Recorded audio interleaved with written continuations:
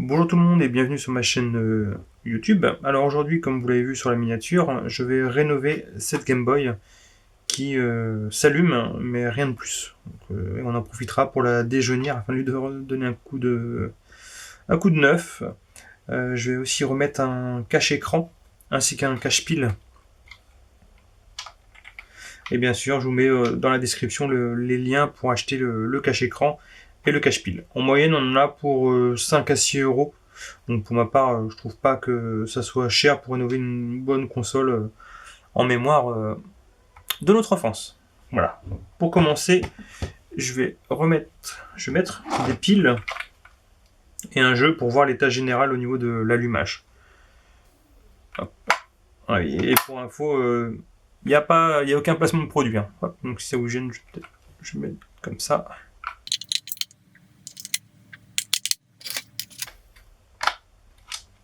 Tac. Alors.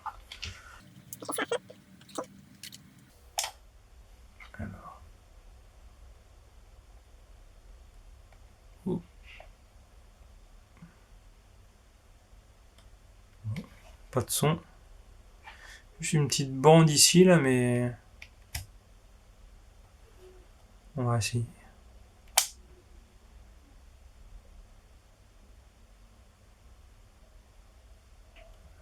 Non, bon, rien qui se passe, hormis la LED rouge qui s'allume. Pas de son et le contraste.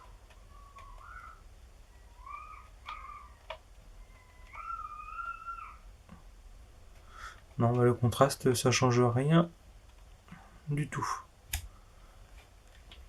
Bon, bah à ce niveau, en tout cas, je sais pas exactement ce qu'elle a, mais en la démontant, on aura peut-être plus de précision sur les symptômes.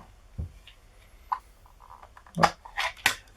Pour info, alors juste pour démonter entièrement la Game Boy, il vous faudra un tournevis avec un embout tri-wing. Ouais, c'est le petit, espèce de, juste avec 3 pattes.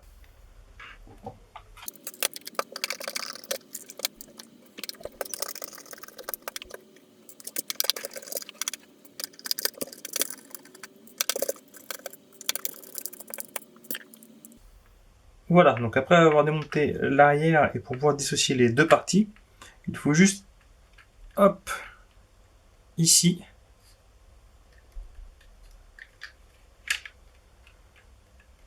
je montre bien quand même, hop, ici, juste tirer un peu pour enlever cette partie-là. Voilà. Hop, et comme ça, on a deux parties bien distinctes. Ouh, ok. Alors, bon. Cette partie-là, donc elle est pas trop mauvaise. Voilà, il n'y a rien de, à première vue, hein, rien de spécial. Peut-être un peu un peu de poussière. Par contre, quant à l'autre partie, c'est bourré.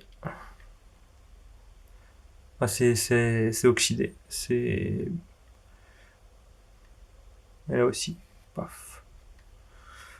Bon là, pour le coup, on va donc démonter entièrement. Donc là, ça va être juste des vis cruciformes. Et on va vérifier après donc de l'autre côté s'il n'y a pas autre chose en plus.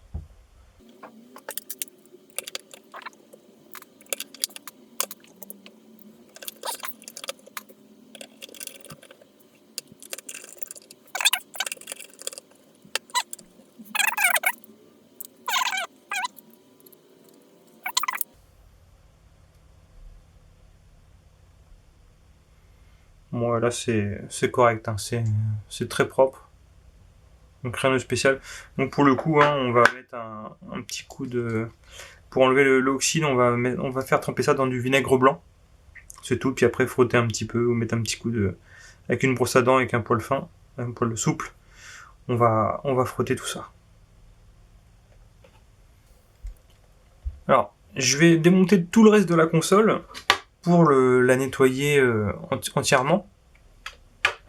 Ça, cette partie-là aussi. Donc on va nettoyer les boutons, tout ça, pendant que le circuit trempe dans le vinaigre blanc.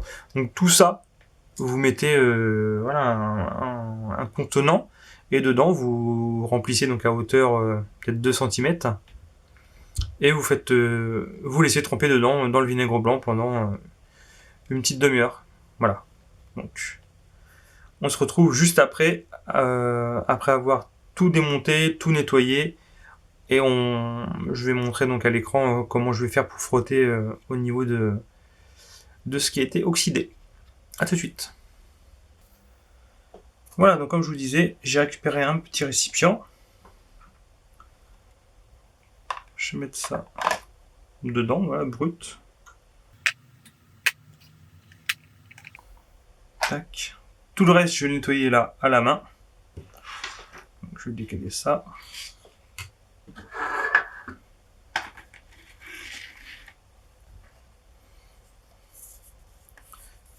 Et du vinaigre d'alcool blanc.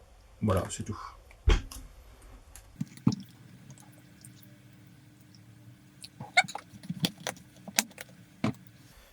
Et je vais essayer de vous montrer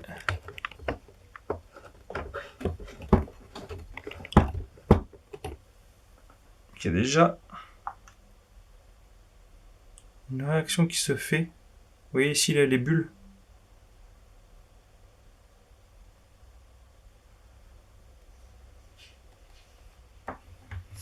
Voilà.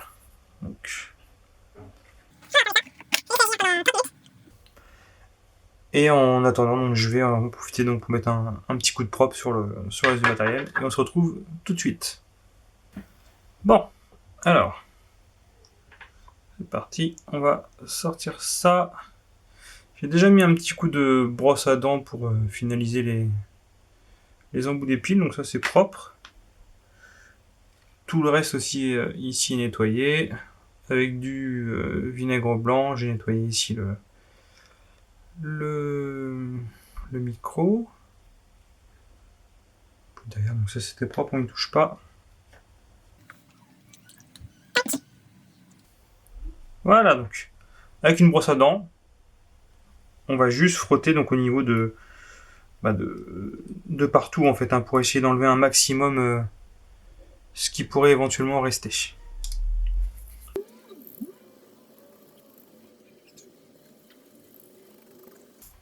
Après, je suis pas très rassuré parce que c'est vrai que pour le coup, le circuit est dans un piteux état.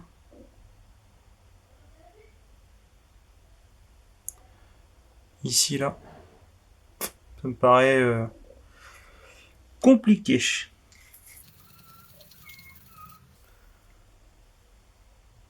Bon, maintenant que j'ai frotté un maximum de ce que je pouvais, eh ben on va faire sécher avec un sèche-cheveux, et puis après on va remonter, puis on va voir ce que ça donne. Et si ça fonctionne pas, à mon avis, ça sera effectivement c'est ici quoi. Les fiches en fait elles sont dégueulasses. C'est pour ça que du coup le circuit donc il détecte pas la cartouche de jeu. Du coup c'est pour ça aussi qu'il n'y a pas, enfin il y a pas de son. Ça c'est bizarre, mais c'est pour ça qu'il y a rien au niveau de l'écran qui bouge. On avait juste effectivement un trait, mais là à mon avis ça serait effectivement le circuit au niveau d'ici. Il y a eu trop de corrosion, donc voilà. On fera un test sinon avec une autre Game Boy sur le même circuit pour prouver que c'est ça.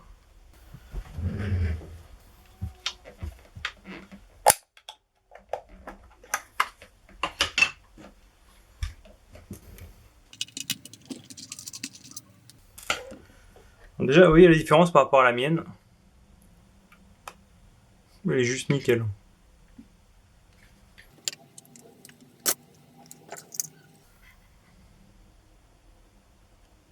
Une grosse différence. Donc du coup, on va brancher cette partie de la mienne sur l'autre, mettre les piles et voir si ça fonctionne.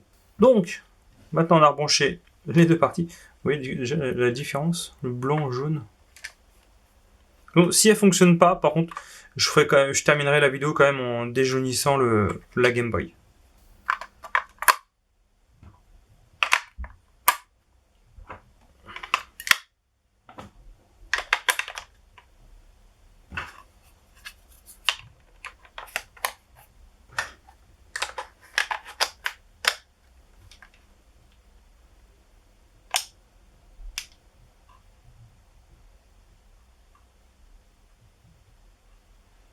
Voilà. Alors, le contraste fonctionne.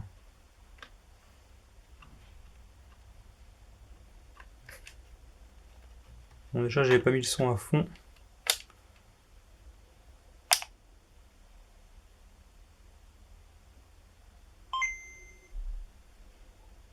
Yes.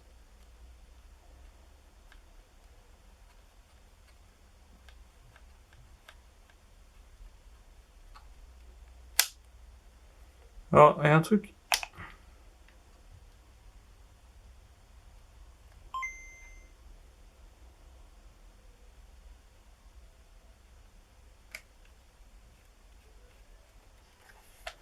Est-ce que c'est mon jeu qui ne fonctionne pas? Je pense pas. C'est un nœud. Un autre, je suis sûr qu'il fonctionne.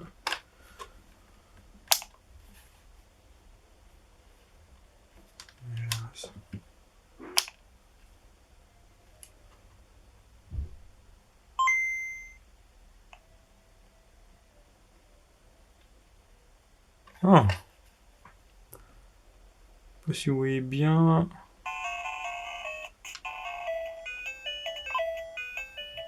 Bon, effectivement, alors peut-être mon autre jeu qui déconne, mais voilà, en tout cas, c'est bien donc l'autre partie qui ne fonctionne pas, donc celle-ci. Ça ne m'étonne pas, il y a juste trop de corrosion. Donc je vais terminer la vidéo donc en faisant un petit Retro Bright pour la Game Boy, et je ferai une autre partie si jamais je retrouve un circuit comme ça sur le net ou pas, ou quoi, et je vous ferai donc une seconde partie si c'est le cas. Voilà.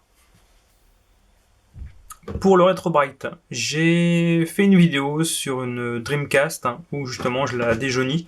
Donc tous les processus est indiqué dedans, donc je vous le refais pas ici. Je remonte juste, voilà, la différence entre le jaune ici et là la couleur naturelle.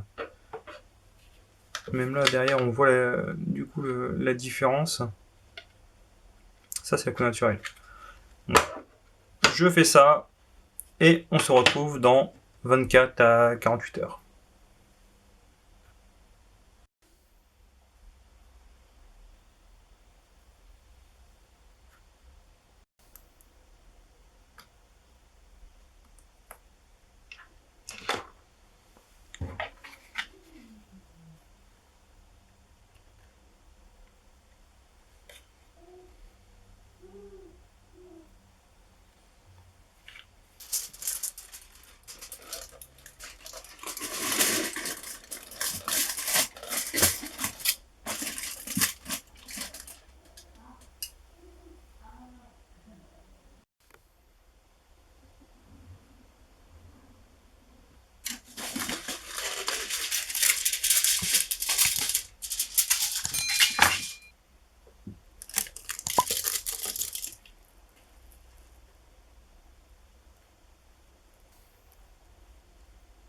Donc même si on n'a pas réussi à la réparer, au moins on l'a restaurée entièrement.